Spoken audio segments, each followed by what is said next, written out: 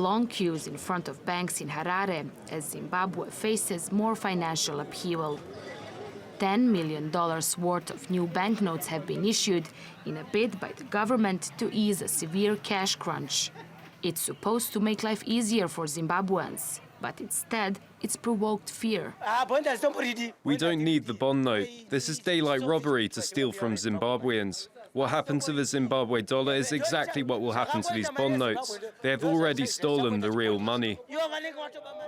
Zimbabwe dumped its former currency in 2009 as hyperinflation made the cash worthless. Back then, a $100 trillion note was issued to keep up with the rising prices. That was just enough to pay for a weekly bus ticket. Now Zimbabweans have terrible memories about having a local currency. Going back to 2008, at the height for a hyperinflation crisis.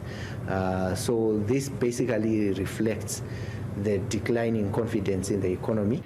After the disaster of the Zimbabwean dollar, the country adopted several currencies, including the South African rand.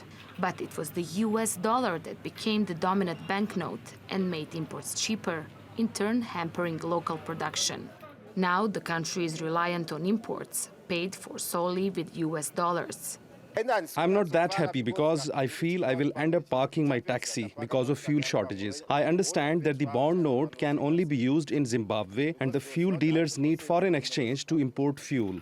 The government says the bond note is not an official currency and it can't be used outside Zimbabwe. Each one is meant to have the same value as US dollars, but many Zimbabweans are concerned what they really be worth. The announcement of the bond note in May sparked the biggest protests the country has seen in a decade. The success of this currency could determine the fate not only of Zimbabwe's economy, but of its government too. Nafisa Latic, TRT World.